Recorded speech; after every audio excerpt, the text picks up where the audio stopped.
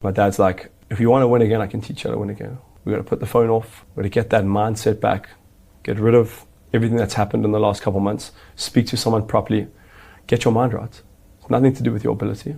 You're the man. Let's dive into the session with none other than Chad le Clos. WhatsApp Chad to 084 000 947 to receive a link to watch or listen to this intimate discussion with Chad le Clos. Top stories. Get the news before it's history in the morning.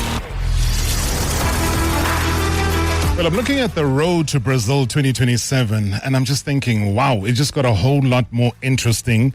Banyana Banyana know exactly what is at stake. And now the route, though, to the FIFA Women's World Cup has taken shape. Where does this leave South Africa? Well, they've been drawn into the FIFA Women's World Cup 2027 playoff tournament prelim phase. And that's going to be alongside Ghana, Ecuador, Uzbekistan, Papua New Guinea, and Chinese Taipei. Now, 3 matches, 3 opponents, 1 mission. Finish in the top 2. Keep the dream alive for Brazil. And listen to the schedule. So Chinese Taipei versus South Africa opens the campaign. Then South Africa takes on Ecuador before potentially a decisive final clash against Uzbekistan. Now the matches are going to be played between the 24th of November and the 5th of December 2026. Wow.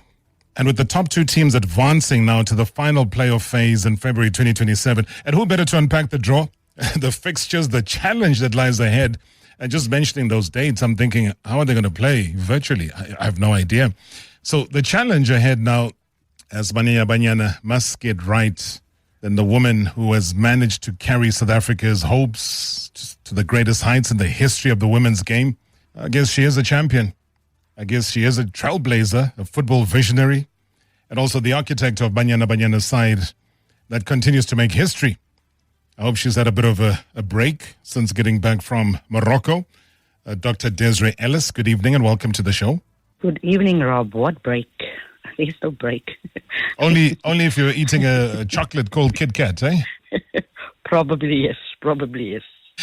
Oh, man, you got back and what happened is because I would have imagined maybe 1 or 2 days off. Did you manage that because it was such a high-stakes tournament up there in Morocco? Not really, Rob. Didn't really take any time off, but sort of worked from home, waiting anxiously for the draw, of course. We know who we're playing in October. We're playing Madagascar in Olympic qualifier. That becomes a preparation as well for these games. And now that the draw is out, now we know who we're playing. The venue has not been given yet, but it will definitely be at one venue where all the games will take place. And then when you shape it all, as I mentioned the dates, though, because, this is news that we're sharing with South Africans to get an idea of how heavily packed the schedule is going to be. And I just flippantly said, I don't know how you're going to manage all of that in such a short space of time and whether you're going to be playing this virtually. How are you going to manage it? Look, Rob, the November-December window is a three-match window. It is a 3-match window. The length of the window is a 3-match window. So I suppose that was the best time to play it because October is a 2-match window. And I think February, when the next round is, the final round, is also a 3-match window. So they look at all of those and when they can play, because there also needs to be time in between, possibly if there's really bad weather, for some reason the games can't take place, because it does happen. So they've gone to that 3-match window and there's not a lot of time in between. If you look at it, it's probably 2 days into each game that you play. Because everybody plays on match day 1 and everybody plays on match day 2. And of course, everybody plays on match day 3. Let's look at the draw firstly. Is this the draw that you are happy with personally? Or do you believe that there are no easy opponents at this stage of the World Cup qualification? Look, we knew that we were going to get Ecuador out of pot 3 because we couldn't play Ghana. We obviously knew we were not going to get Papua New Guinea because they were in our pot. So it was just a matter of who do we play first, who do we play second, and who do we play third. That's how I looked at it. And it came out exactly like that because they had 3 pots. And ourselves and Papua New Guinea was in one pot, so there's no way that we were going to play each other, probably. So the first game against Chinese Taipei, ranked number 40 in the world. The second one against Ecuador, ranked number 61 in the world. And the third one against Uzbekistan, ranked number 51 in the world. How much do we know about Chinese Taipei? I mean, and also how important is it to get it off to a winning start in a tournament where literally every point, you could prove that to be very, very decisive? Rob, we spoke about during the WAFCON, we spoke about there's no margin for error. There's no margin for error. Yeah, definitely. There's no margin for error here. You don't win your first game, you're gone. That's it. There's no trying to get back, because if you look at 3 games, you probably have to win 2 and possibly can draw the third one. But your first one you have to win. We know a bit of Uzbekistan. We played them in 2023. That's 3 years ago. They lost in the quarterfinal at the Asian Cup as a qualifier for the World Cup. They lost to China, and then they played a World Cup promotion match against North Korea, and they lost that. So that's why they're now currently in the playoffs with us, because they lost that match. So we know a little bit about them. They've got some games coming up in September. It's the Asian Games. So we'll probably be able to get up-to-date footage of them in September, to be able to have a look at. They play Vietnam, they play Thailand, and they play Japan in the group matches in September. So there's an opportunity for us to have a look at them during that time as well. Well, I guess there's the difficulty here is that these aren't really nations that you have access to almost every time. Like your top nations, you can just go on the YouTube channel, you can find their games, which makes your prep quite difficult. How much more of the technical team do you then lean on to say, guys, let's gather the information, let's see what Ecuador is all about, although probably we know more about them than we would about maybe, say, Chinese Taipei, for example. What do we know about their style, their challenges, what you expect from them, etc.? Of course, here's where the analysts come into play. They obviously have contacts, with other analysts, and sometimes analysts ask for footage, and you say, okay, if you give us footage of that team, we'll give you then we'll give you footage of this team. So that's how it goes in this world. You build up a connection, a relationship with analysts of other teams, and that's how you get footage of opponents. Ecuador, on the other hand, played they call it the Nations League in CONMEBOL for the World Cup qualifiers, and they ended 4th, along with Venezuela ended 3rd, who's coming in the next round. So that is why they're in the playoff, because they ended 3rd. So they lost to Paraguay, they beat Peru, they beat Chile, they lost to Argentina during that Nations League, and that's why Ecuador is in the playoffs. I haven't seen any upcoming fixtures of theirs, and this Nation League was in December, Rob, so it's a while back, but we'll just have to do our homework. Yeah, because like we spoke, let's say over a week ago when you were still in Morocco, and we're just talking about the high-stakes game that this is, and we might say it's a difficult sort of schedule, or it's a difficult way of qualification.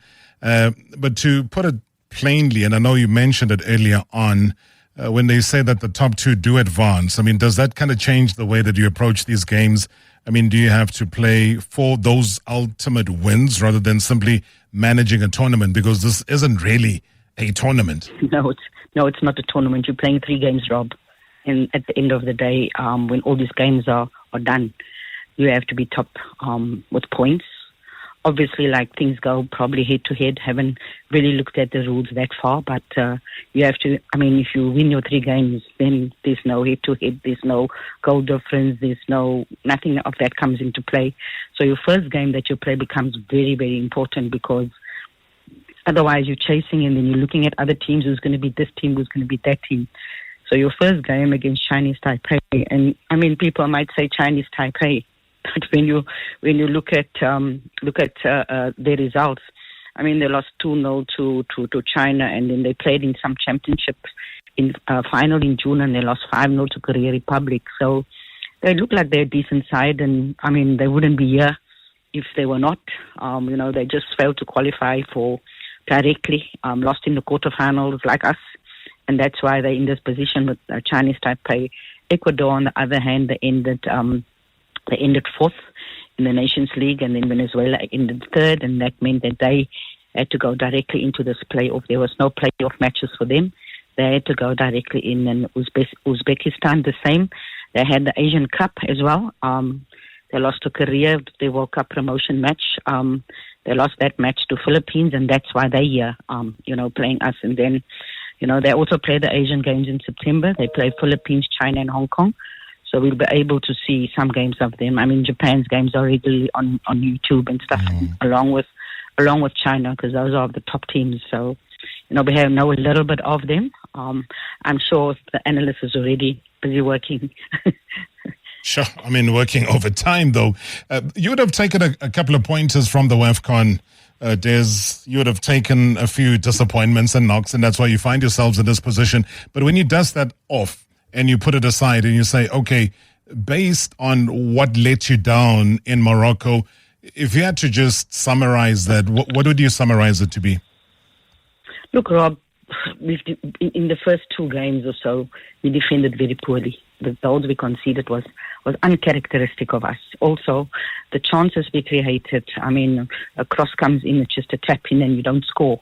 Those are the two areas, because, as I said, we're always going to create opportunities.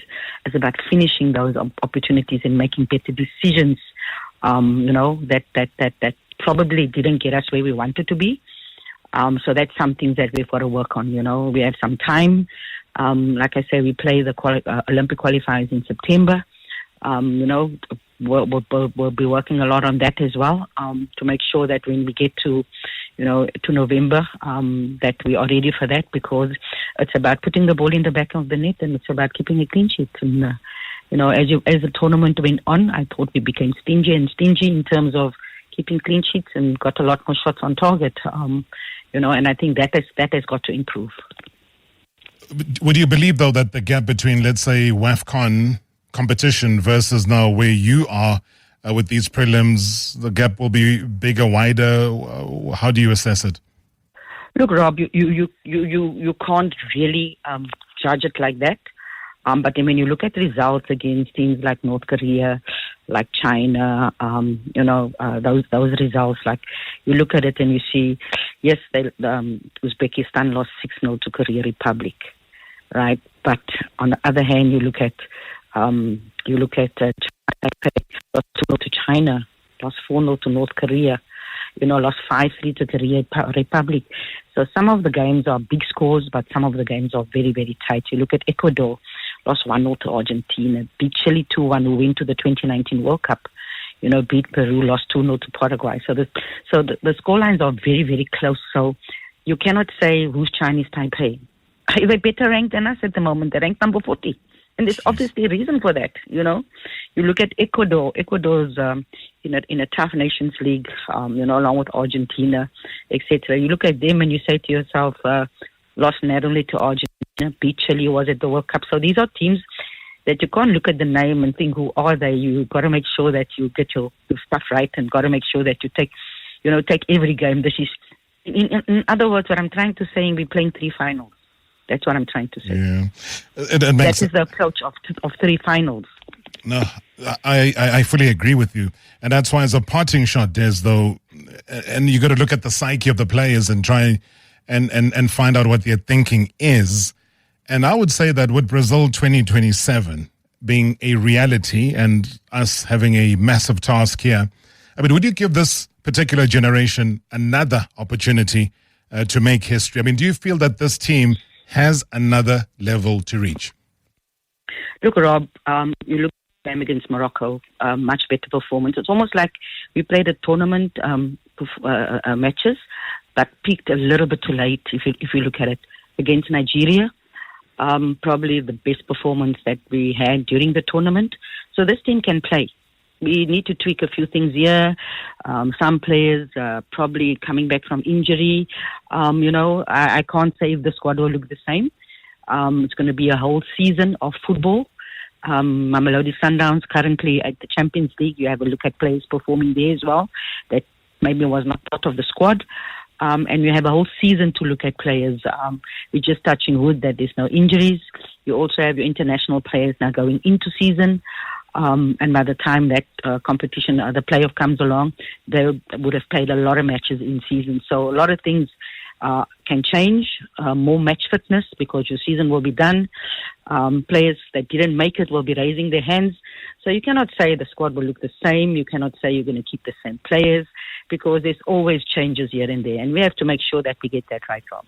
All right. Wishing you everything of the best. Des will keep in touch with you as we always do to inform all the Banyana lovers here in South Africa and elsewhere around the world. Thank you so much and welcome back home.